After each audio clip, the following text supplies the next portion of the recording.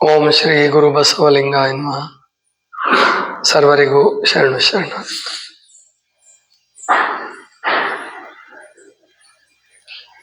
ಮರ್ತ್ಯಲೋಕದ ಮಹಾಮನೆ ಹಾಳಾಗಿ ಹೋಗಬಾರದೆಂದು ಕರ್ತ ನಟ್ಟಿದನಯ್ಯ ಒಬ್ಬ ಶರಣನ.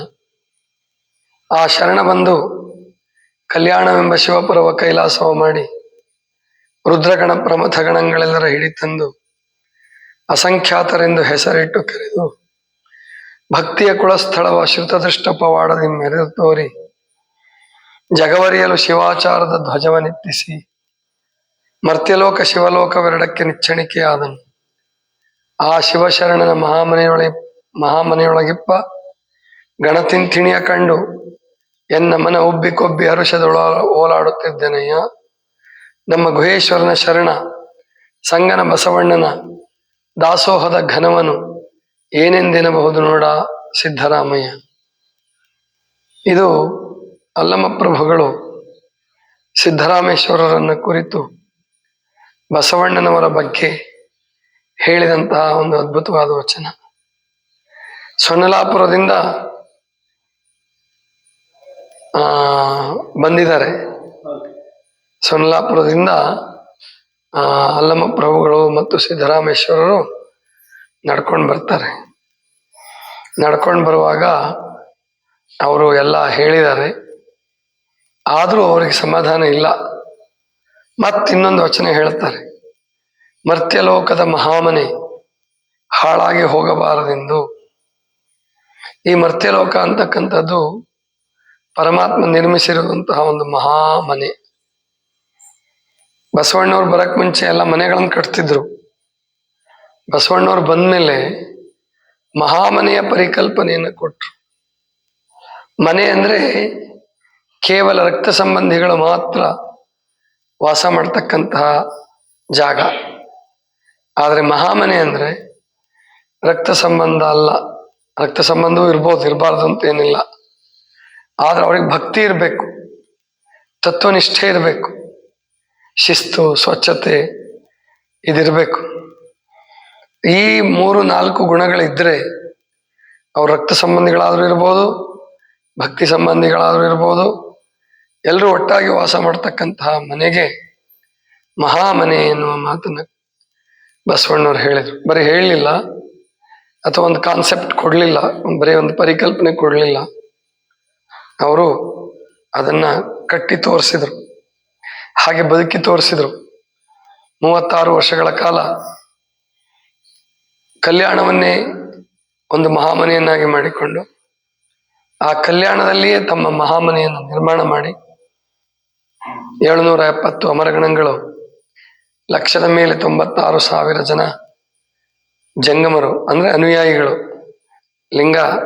ಲಿಂಗಾಯತ ಧರ್ಮದ ಅನುಯಾಯಿಗಳು, ಅವರನ್ನೆಲ್ಲ ಸಾಕಿ ಸಲಹಿ ಅವರಿಂದ ಕಾಯಕ ಮಾಡಿಸಿ ದಾಸೋಹ ಮಾಡಿಸಿ ಬಸವಣ್ಣವ್ರು ತೋರಿಸಿದ್ರು. ಅದಕ್ಕೆ ಅಲ್ಲಮ ಪ್ರಭುಗಳು ಹೇಳ್ತಾರೆ, ಮರ್ತ್ಯಲೋಕದ ಮಹಾಮನೆ ಹಾಳಾಗಿ ಹೋಗಬಾರದೆಂದು ಕರ್ತ ನಟ್ಟಿದನಯ್ಯ ಒಬ್ಬ ಶರಣನ. ಈ ಮರ್ತ್ಯಲೋಕ ಅನ್ನುವಂತಹದ್ದು ಅಹಂಕಾರ, ಮಮಕಾರ, ಸ್ವಾರ್ಥ, ಲೋಭ ಇವುಗಳಿಂದ ಆಗಾಗ ನರಕ ಸದೃಶ ಆಗ್ತಿರುತ್ತೆ. ಅಂತಹ ನರಕವನ್ನ ಸ್ವರ್ಗವನ್ನಾಗಿ ಪರಿವರ್ತನೆ ಮಾಡುವಂತಹ ಶಕ್ತಿ ಬಸವಣ್ಣನವರಂತಹ ಗುರುಗಳಿಗೆ, ಪ್ರವಾದಿಗಳಿಗೆ ಇರುತ್ತೆ. ಅಂತಹ ಒಬ್ಬ ಮಹಾಪ್ರವಾದಿ ಬಸವಣ್ಣನವರು. ಅವರು ಕಳಿಸಿದ್ದು ಯಾರು? ಅವರನ್ನು ಕಳಿಸಿದ್ದು ಯಾರು ಅಂದ್ರೆ ಕರ್ತ, ಅಂದ್ರೆ ಸೃಷ್ಟಿಕರ್ತ ಪರಮಾತ್ಮ. ಆ ಪರಮಾತ್ಮ ಕಳಿಸ್ಕೊಡ್ತಾನೆ, ಮರ್ತ್ಯಲೋಕದ ಮಹಾಮನೆ ಇಂತಹವರಿಂದ ಹಾಳಾಗಿದೆಯಪ್ಪ, ಹೋಗಿ ಅದನ್ನು ಸರಿಪಡಿಸಿ ಬಾ. ಅದರ ಅರ್ಥ ಏನ್ ಮಾಡ್ಬಿಟ್ರು ಕೆಲವು ಕವಿಗಳಂದ್ರೆ, ಹರಿಹರ, ರಾಘವಾಂಕ ಇಂಥವರೆಲ್ಲ ಮತ್ತೆ ಭೀಮಕವಿ ಕೈಲಾಸಕ್ಕೆ ಹೋದ್ರು. ಮತ್ತೆ ಇಲ್ಲಿ ಅಲ್ಲಮ ಪ್ರಭುಗಳು ಸ್ಪಷ್ಟವಾಗಿ ಹೇಳ್ತಾರೆ, ಕರ್ತ ಅಂದ್ರೆ ಕ್ರಿಯೇಟರ್, ಸೃಷ್ಟಿಕರ್ತ. ಅವನು ಕೇವಲ ಭಾರತಕ್ಕೆ ಸೀಮಿತವಾದವನಲ್ಲ, ಅವನು ಕೇವಲ ಲಿಂಗಾಯತ ಧರ್ಮಕ್ಕೆ ಸೀಮಿತವಾದವನಲ್ಲ, ಅವನು ಕೇವಲ ಯಾವುದೋ ಒಂದು ಯೋಗ ಮಾರ್ಗಕ್ಕೆ ಸೀಮಿತವಾದವನಲ್ಲ. ಅವನು ಸರ್ವಾಂತರ್ಯಾಮಿ. ಇಡೀ ಪ್ರಪಂಚವೇ ಅಥವಾ ಇಡೀ ಬ್ರಹ್ಮಾಂಡವೇ ಅಥವಾ ಇಡೀ ವಿಶ್ವವೇ ಅವನ ಸೃಷ್ಟಿ. ಅಂತಹ ಕರ್ತ ನಮ್ಮ ಕರ್ನಾಟಕದ ಸೌಭಾಗ್ಯ, ನಮ್ಮ ಭಾರತದ ಸೌಭಾಗ್ಯ. ಬಸವಣ್ಣನವರನ್ನ ಕನ್ನಡ ಭಾಷೆಯಲ್ಲಿ ಕರ್ನಾಟಕ ರಾಜ್ಯದಲ್ಲಿ ಹುಟ್ಟಿಸಿದ. ಏನ್ ಮಾಡಿದ್ರು ಬಸವಣ್ಣವರು ಬಂದು? ಕರ್ತನಾಟಕ ಒಬ್ಬ ಶರಣನ, ಆ ಶರಣ ಬಂದು ಕಲ್ಯಾಣವೆಂಬ ಶಿವಪುರವ ಕೈಲಾಸವ ಮಾಡಿ, ಅವನು ಬರ್ತಿದ್ದ ಹಾಗೆ ಕಲ್ಯಾಣ ಅನ್ನುವಂಥದ್ದು, ಮೊದಲು ಕಲ್ಯಾಣ ಇತ್ತು, ಕಲ್ಯಾಣಿ ಚಾಲುಕ್ಯರು ಅಂತಾನೆ ಕರಿತಾ ಇದ್ರು. ಆ ಭಾಗವನ್ನು ಆಳ್ತಾ ಇದ್ದಂತ ರಾಜರುಗಳಿಗೆ ಅವರು ಕಲ್ಯಾಣಿ ಚಾಲುಕ್ಯರು ಬಹಳ ಸಮೃದ್ಧವಾಗಿ ಕಟ್ಟಿದ್ರು. ಅದರಲ್ಲೂ ವಿಕ್ರಮಾದಿತ್ಯ ಅಂತ ಒಬ್ಬ ಬರ್ತಾನೆ, ಅದರಲ್ಲಿ ವಿಕ್ರಮ ಶಖೆಯನ್ನು ಪ್ರಾರಂಭ ಮಾಡದಂತ ಅವನು ಏನ್ ಮಾಡ್ತಿದ್ದ? ಅವನು ಸುವರ್ಣ ಯುಗವನ್ನ ನಿರ್ಮಾಣ ಮಾಡಿದ್ದ ಅಲ್ಲಿ ಕಲ್ಯಾಣದಲ್ಲಿ. ಅಂತಹ ಕಲ್ಯಾಣ ಅದು ಭೂಮಿಯ ಮೇಲಿನ ಕೈಲಾಸ ಅನ್ನಿಸ್ಕೊಂಡಿದ್ದು ಬಸವಣ್ಣನವರ ಪಾದ ಸ್ಪರ್ಶನೆ. ಕಲ್ಯಾಣವೆಂಬ ಶಿವಪುರವ ಕೈಲಾಸವ ಮಾಡಿ ರುದ್ರಗಣ ಪ್ರಮಥಗಣಗಳೆಲ್ಲರ ಹಿಡಿತಂದು, ರುದ್ರಗಣಗಳು ಅಂದ್ರೆ ಪರಾಕ್ರಮಿಗಳು, ಪ್ರಮಥಗಣಗಳು ಅಂದ್ರೆ ಜ್ಞಾನಿಗಳು, ರುದ್ರಗಣ ಪ್ರಮಥಗಣಗಳೆಲ್ಲರನ್ನ ಸೆಳೆದ್ರು ಬಸವಣ್ಣವರು ತಮ್ಮ ಕಡೆಗೆ.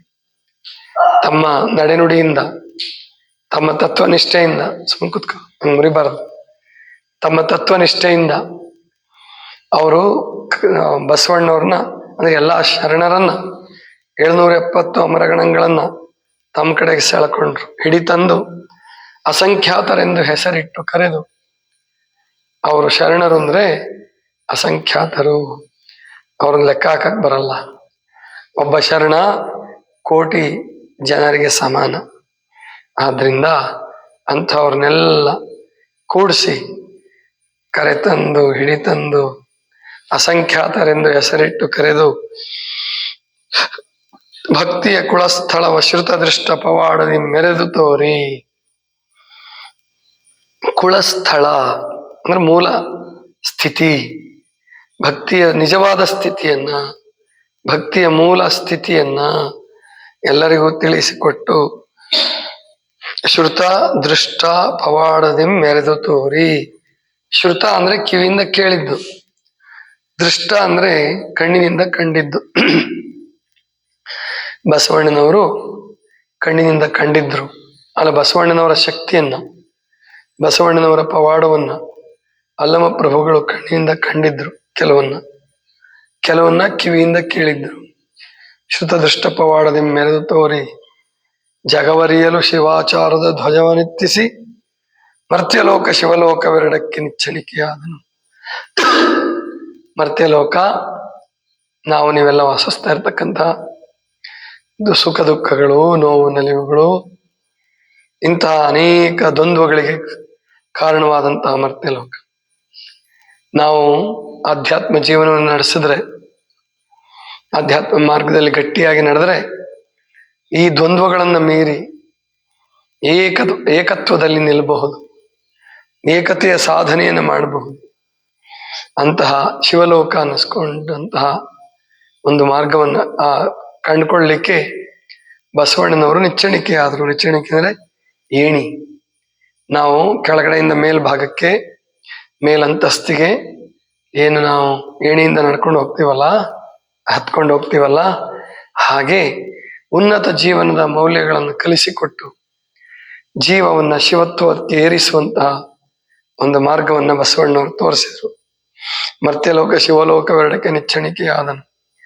ಆ ಶಿವಶರಣನ ಮಹಾಮನೆಯೊಳಗೆಪ್ಪ ಗಣತಿಂತಿಣಿಯ ಕಂಡು ಎನ್ನ ಮನ ಉಬ್ಬಿಕೊಬ್ಬಿ ಹರುಷದೊಳೋಲಾಡುತ್ತಿದ್ದೇನೆ. ಅವನ ಮಹಾಮನೆಯಲ್ಲಿ ಗಣತಿಂತಿಣಿ ಅಂದ್ರೆ ಗಣ ಅಂದ್ರೆ ಗುಂಪು. ಅದು ಗಣ ಅಂದ್ರೆ ಸಾಮಾನ್ಯ ಗುಂಪಲ್ಲ. ಈಗ ದನಗಳ ಹಿಂಡು ಅಂತಾರೆ, ದನಗಳಿಗೆ, ಕುರಿಗಳಿಗೆ, ಪ್ರಾಣಿಗಳ ಹಿಂಡು ಅಂತಾರೆ. ಅದೇ ಭಕ್ತರ ಹಿಂಡು ಅಂತ ಅನ್ನೋದಿಲ್ಲ. ಭಕ್ತರ ಗುಂಪಿಗೆ ತಿಂಥಿಣಿ, ಗಣ ತಿಂಥಿಣಿ, ಸಮೂಹ ಗಣತಿಂಥಿಣಿಯ ಕಂಡು ಎನ್ನ ಮನ ಉಬ್ಬಿ ಕೊಬ್ಬಿ ಹರುಷದೊಳೋಲಾಡುತ್ತಿದ್ದೇನೆಯ್ಯ. ನನಗೆಷ್ಟು ಸಂತೋಷ ಆಗಿದೆ ಅಂದ್ರೆ ಪ್ರಭುದೇವರು ನಿರ್ಲಿಪ್ತರು, ಯಾವುದರ ಅಗತ್ಯ ಅವ್ರಿಗಿರ್ಲಿಲ್ಲ, ಯಾವುದರ ಅಗತ್ಯ ಇರಲಿಲ್ಲ. ಹಾಗೆ ಬದುಕಿದಂತಹವರು ಪ್ರಭುದೇವರು. ಅಂತ ನಿರ್ಲಿಪ್ತ ಜೀವನವನ್ನ ಆ 4-6 ದಶಕಗಳ ಕಾಲ ನಡೆಸಿದ್ರು. ಆದರೆ ಬಸವಣ್ಣನವರು ಮಾಡ್ತಾ ಇರುವಂತಹ ದೈವಿ ಕಾರ್ಯವನ್ನ, ಮಾನವೋದ್ಧಾರದ ಕಾರ್ಯವನ್ನ ಕಂಡು ಪ್ರಭುದೇವರಿಗೆ ಬಹಳ ಸಂತೋಷ ಆಗುತ್ತೆ. ಎನ್ನ ಮನ ಒಬ್ಬಿ ಕೊಬ್ಬಿ ಹರುಷದೊಳೋಲಾಡುತ್ತಿದ್ದೇನೆಯ್ಯ. ನಮ್ಮ ಗುಹೇಶ್ವರನ ಶರಣ ಸಂಗನ ಬಸವಣ್ಣನ ದಾಸೋಹದ ಘನವನೇನೆಂದೆನಬಹುದು ನೋಡ ಸಿದ್ದರಾಮಯ್ಯ. ಇಂತಹ ಬಸವಣ್ಣ ಅವನು ದಾಸೋಹವನ್ನು ಮಾಡ್ತಾ ಇದ್ದಾನೆ. ಆ ದಾಸೋಹದ ಘನವನ್ನು ಏನು ಅಂತ ಹೇಳಲಪ್ಪ ನಾನು, ಅದಕ್ಕಿನ್ನು ಯಾವ ಉಪಮೆಗಳಿಲ್ಲ, ಯಾವ ಹೋಲಿಕೆಗಳಿಲ್ಲ ಅಂತ ತಿಳ್ಕೊಂಡು ಅಲ್ಲಮ ಪ್ರಭುದೇವರು ಅತ್ಯಂತ ಹರ್ಷವನ್ನ ವ್ಯಕ್ತಪಡಿಸ್ತಾ ಇದ್ದಾರೆ. ಇದಿಷ್ಟು ಇವತ್ತಿನ ಚಿಂತನ. ಸರ್ವರಿಗೂ ಶರಣ ಶರಣ.